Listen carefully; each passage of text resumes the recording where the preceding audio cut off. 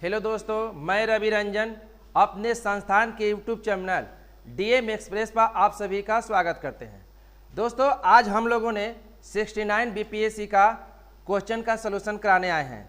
देखेंगे पिछले क्लास में इतिहास का सलूशन आप लोगों को करा दिया गया था और हमारे संस्थान में जितने भी टीचर हैं बाहर से आते हैं, तो उस दिन हमारे संस्थान के बहुत सारे जो फैकल्टी थे नहीं थे, जिसके कारण जो है पॉलिटी हो या करेंट अफेयर्स हो या इकोनॉमिक्स हो डिस्कशन नहीं हो पाया था। तो आज हम जो है आप लोगों को राज्य व्यवस्था का सलूशन कराने आए हैं और हम जो है क्वेश्चन पढ़ेंगे और उसका आंसर देंगे। आप लोग जो है अपना क्वेश्चन निकाल लेंगे। मेरे हाथों में जो है सेट नंबर जो है डी है, तो हम क्वेश्चन बोलेंगे और आप लोग को आंसर भी बताएंगे। आप लोग अपने क्वेश्चन के अनुसार आंसर मिलाएंगे, ठीक है। देखते हैं मेरे हाथ में जो क्वेश्चन है ग्रुप डी, उसमें क्वेश्चन नंबर 42 है जो राज्य व्यवस्था का है। इसमें भारतीय संविधान में मौलिक अधिकारों के विचार का संदर्भ किस देश से लिया गया है। देखेंगे ऑप्शन संयुक्त राज्य अमेरिका, यूनाइटेड किंगडम, कनाडा और आयरलैंड। देखेंगे भारतीय संविधान में जो संविधान सभा के सदस्य थे उसमें मौलिक अधिकार समिति बनाया गया था, जिसके अध्यक्ष सरदार वल्लभ भाई पटेल थे और उसकी एक उप समिति थी जिसके अध्यक्ष जेबी कृपलानी थे। इन लोगों ने संयुक्त राज्य अमेरिका यूएसए से प्रभावित होकर, यूएसए के संविधान से प्रभावित होकर भारतीय नागरिकों के लिए 7 प्रकार के मौलिक अधिकार का सिफारिश किया था, जिसका वर्णन संविधान के भाग 3 और अनुच्छेद 12 से 35 तक इसमें मौलिक अधिकार का वर्णन किया गया था। मूल संविधान में 7 प्रकार के मौलिक अधिकार का वर्णन था, लेकिन वर्तमान में 6 प्रकार के मौलिक अधिकार हैं। तो इसका आंसर हो जाएगा ऑप्शन नंबर ए, संयुक्त राज्य अमेरिका। ऐसे इसमें यूनाइटेड किंगडम मारा हुआ है, ये गलत हो जाएगा, ठीक है। अगला क्वेश्चन है 43 नंबर क्वेश्चन। अब देखिए यूनाइटेड किंगडम आप मारे हैं तो यूनाइटेड किंगडम में क्या होगा। जैसे आर्टिकल 14 में 2 बातों का वर्णन है। देखेंगे आपको क्लास में लिखाया हुआ था, बार बार बोले थे। आर्टिकल 14 में है 2 बातें, विधि के समक्ष समानता, विधि के समक्ष समानता, जो कि पहले बीपीएससी पूछा हुआ था पिछले वाले में। विधि के समक्ष समानता यह लिया गया यूके से, जो कि आप इसी में मार दिए हैं। और विधि के समक्ष संरक्षण, विधि के समक्ष संरक्षण यह जो लिया गया है यूएसए से, ठीक है। चलेंगे अगला क्वेश्चन है 43 नंबर। भारतीय संविधान के किस अनुच्छेद द्वारा अस्पृश्यता को समाप्त करने का वर्णन किया गया है। पिछले वीडियो में हम लोग पढ़ाए भी थे अस्पृश्यता का अंत। संविधान के अनुच्छेद 17 में अस्पृश्यता के अंत का वर्णन किया गया है। अगला क्वेश्चन है 44 नंबर। उच्च न्यायालय के न्यायाधीशों की संख्या निर्धारित करने का अधिकार निम्नलिखित में किसके पास है। अभी कुछ दिन पहले हम लोग आप लोग को उच्च न्यायालय पढ़ाए थे, जिसमें बताया गया था कि भारत के किसी भी उच्च न्यायालय में न्यायाधीशों की संख्या निश्चित नहीं होती है। तो किसी भी उच्च न्यायालय में न्यायाधीशों की संख्या निर्धारित करने का अधिकार भारतीय संविधान के अनुच्छेद 216 के तहत यह अधिकार राष्ट्रपति को है। तो उस प्रकार से आंसर हो जाएगा इसमें राष्ट्रपति। राज्य के मुख्यमंत्री नहीं होगा, प्रधानमंत्री नहीं होगा, संसद। देखेंगे अगर पूछता सुप्रीम कोर्ट, सर्वोच्च न्यायालय में न्यायाधीशों की संख्या बढ़ाने का अधिकार किसके पास है, तब इसका आंसर हो जाता संसद।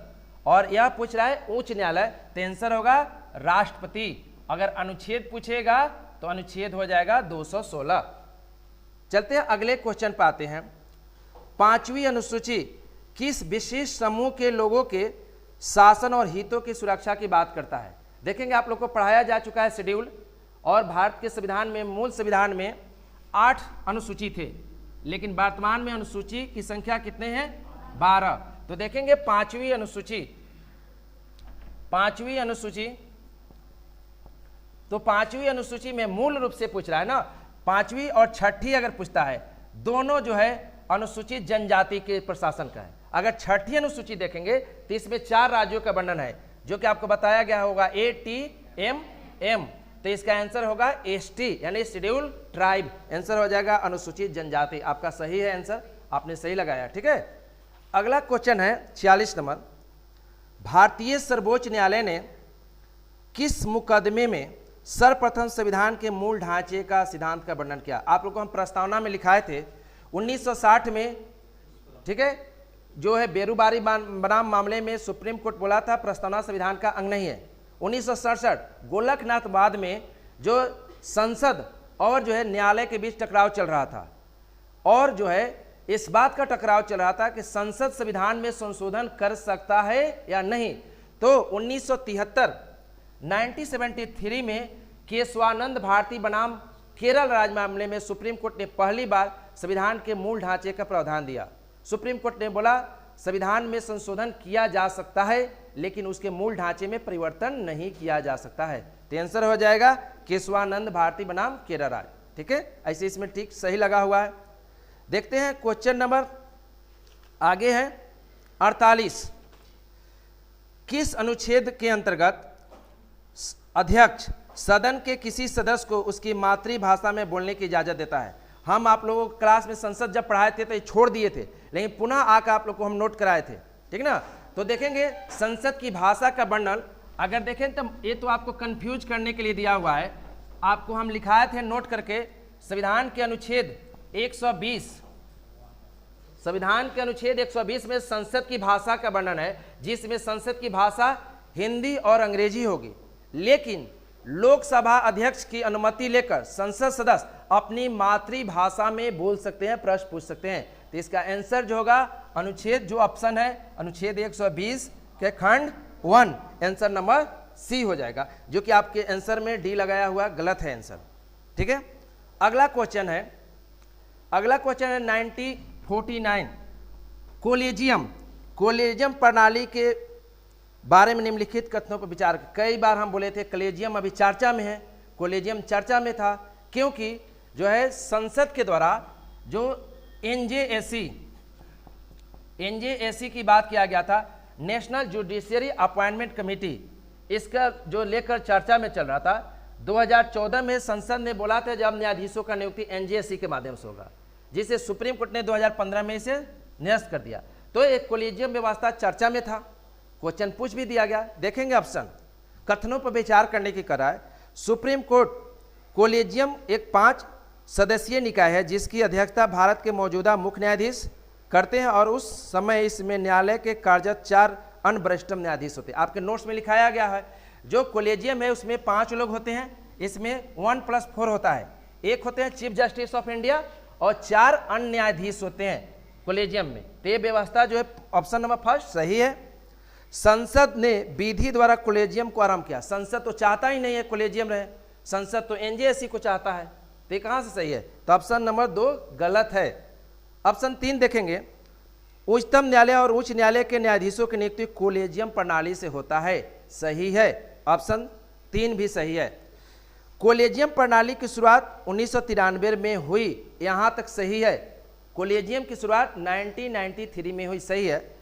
न्यायाधीश पीएन भगवती के ऐतिहासिक फर्स्ट जज मामले में हुआ, यह गलत है। फर्स्ट जज मामले में नहीं, सेकंड जज मामले में हुआ। तो ऑप्शन नंबर 4 भी गलत है।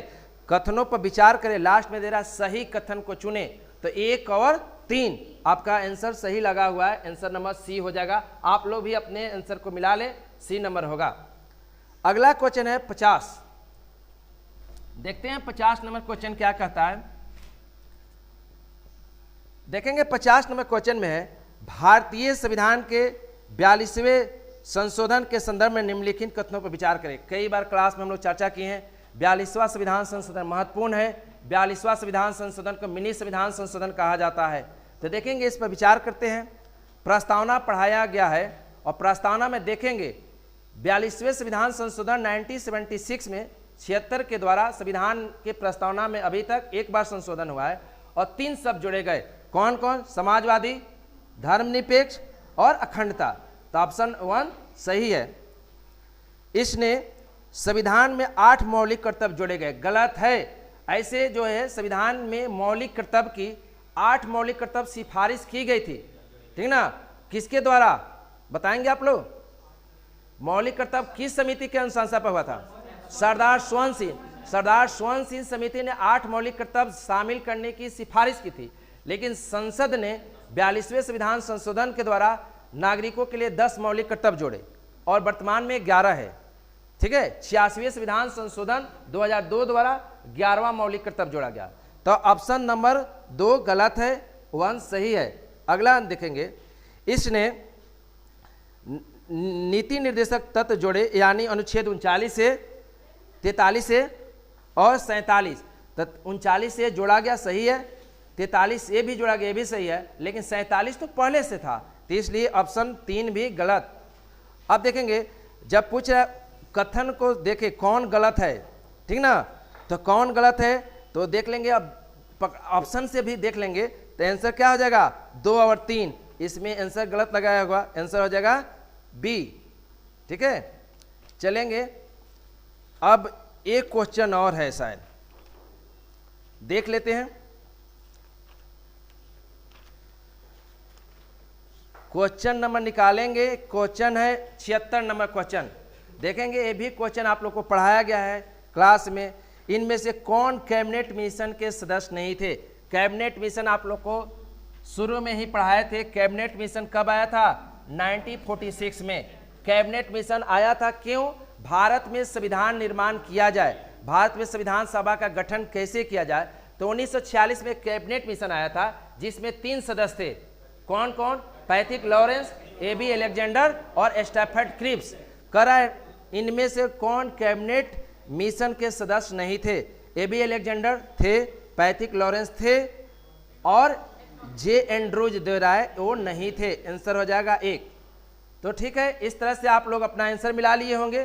फिर जो है अगले क्लास में दूसरे सर आएंगे जो कि ज्योग्राफी के कराएंगे। तब तक के लिए थैंक यू।